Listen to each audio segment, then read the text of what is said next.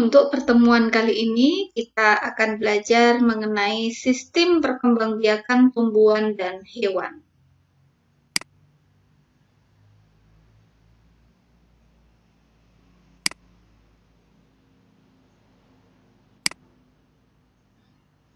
Sistem perkembangbiakan tumbuhan dan hewan yang meliputi yaitu perkembangbiakan secara vegetatif dan perkembangbiakan secara generatif.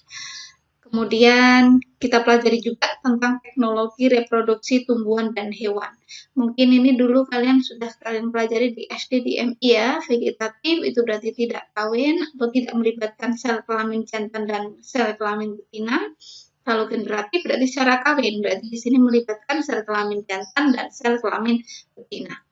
Kemudian perkembangbiakan secara vegetatif alami pada tumbuhan dulu ya. Kita pelajari pada tumbuhan dulu. Vegetatif alami, berarti ini tanpa melibatkan sel kelamin jantan dan sel kelamin betina. Yang pertama yaitu dengan rizoma. Rizoma itu adalah batang yang tumbuh di bawah tanah.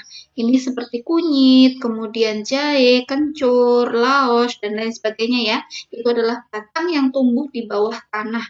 Itu namanya rizoma. Kalau kita mau menanam kunyit, itu kita ambil satu ruas kunyit, kemudian kita taruh di tanah, nanti dia akan tumbuh lagi menjadi individu baru. Itu berarti perkembangbiakan secara vegetatif dan alami ya, tanpa dari batangnya itu langsung bisa menghasilkan individu baru. Kemudian yang kedua adalah stolon. Stolon adalah batang yang tumbuh di atas permukaan tanah. Ini contohnya pada tanaman stroberi, rumput teh itu dengan stolon. Kemudian yang ketiga adalah umbi lapis. Contohnya bawang merah, bawang putih, itu kita menanamnya dengan umbi lapisnya. Nanti bisa menjadi individu baru. Umbi batang. Contohnya ketang, kemudian contoh yang lain lagi ketela rambat. Itu kita bisa menanamnya dari umbinya, nanti akan menghasilkan individu baru. Kemudian yang terakhir adalah tunas adventif, yaitu tunas yang muncul di daun. Ini kayak tanaman susar bebek ya, atau tipe urip. Itu berarti ada tunas yang muncul dari organ daunnya, gitu ya. Kemudian yang vegetatif buatan. Nah, ini cangkok. Ini berarti ada peran dari manusia ya, mencangkok. Kemudian stek. Ini ketela pohon sering kita lihat. Kemudian menyambung. Batang yang telah disambung berarti batang misalkan tanaman yang mangganya besar dengan tanaman mangga yang ukurannya kecil tapi rasanya manis. Kalau yang besar misalkan rasanya asam, itu disambung biar menghasilkan mangga yang berkualitasnya lebih bagus. Kemudian yang selanjutnya, kemudian merunduk ini ya, merunduk.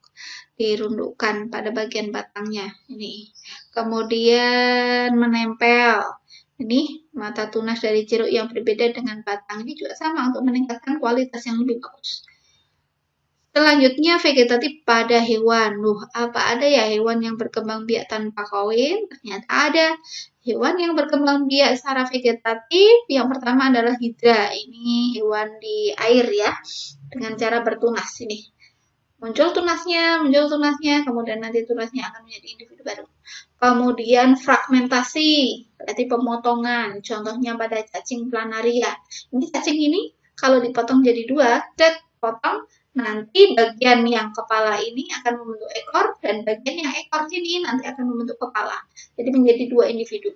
Kalau dipotongnya 3, bagaimana? Sama. Kalau dipotong menjadi 3, nanti akan menjadi 3 individu. Itu namanya fragmentasi. Kemudian partenogenesis. Apa itu partenogenesis? Partenogenesis adalah hewan yang bisa berkembang biak tanpa adanya peran dari hewan jantan.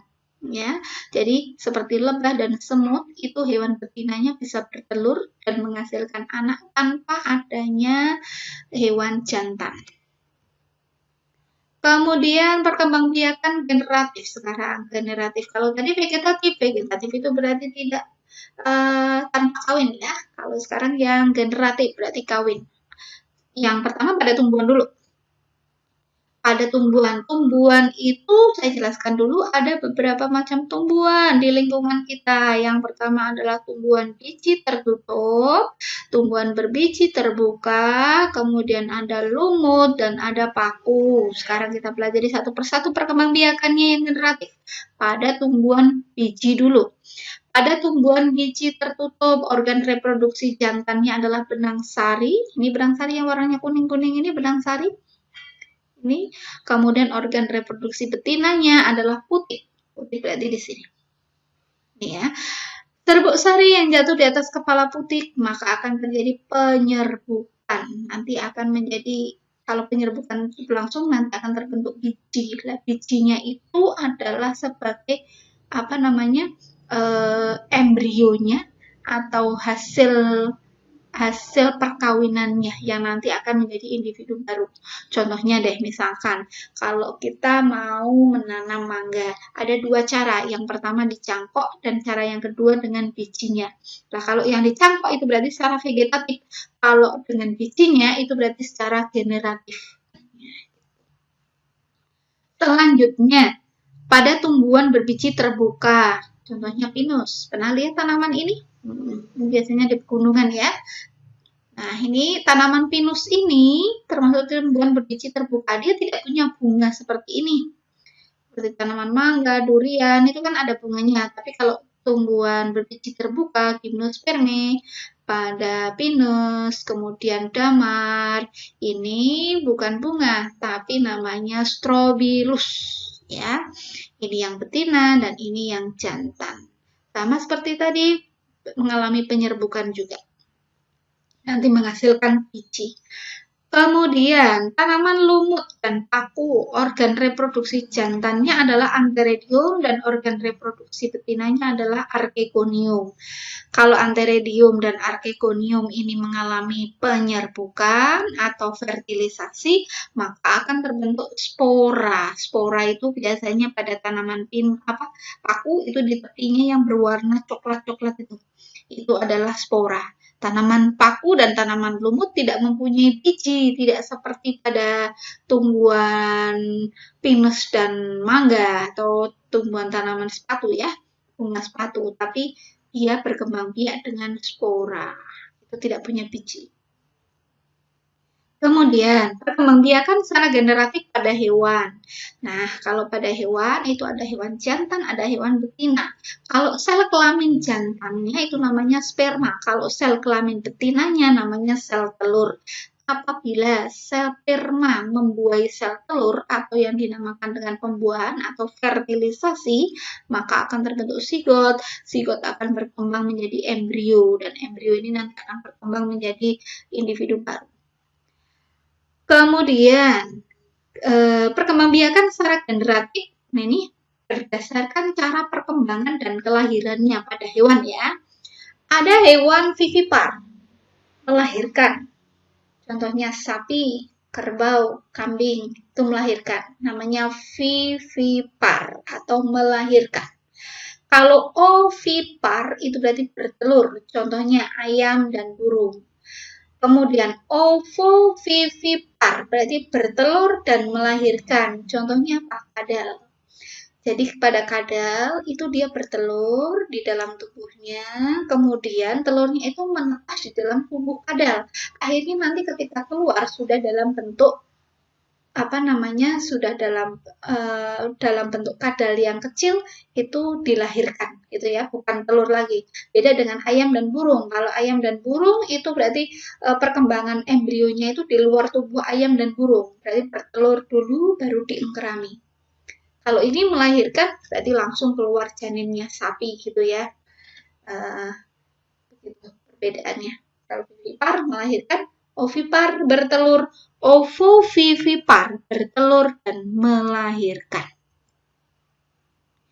Oke, perkembangan pada hewan itu ada yang dinamakan dengan metamorfosis. Metamorfosis ada metamorfosis sempurna dan metamorfosis tidak sempurna. Tahapannya kalau yang metamorfosis sempurna berarti telur, larva, pupa, hewan muda.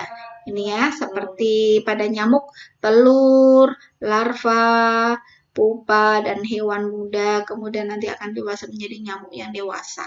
Ini jadi tiap tahapannya itu bentuknya beda, nah, makanya disebut sebagai metamorfosis sempurna. Begitu juga dengan kupu-kupu, pertamanya telur, kemudian menjadi larva, larvanya itu bentuknya ulat ya. Ulat, kemudian menjadi kepompong atau pupa, kemudian nanti akan menjadi kupu-kupu. Di setiap tahapannya ini bentuknya beda, maka disebut dengan metamorfosis sempurna.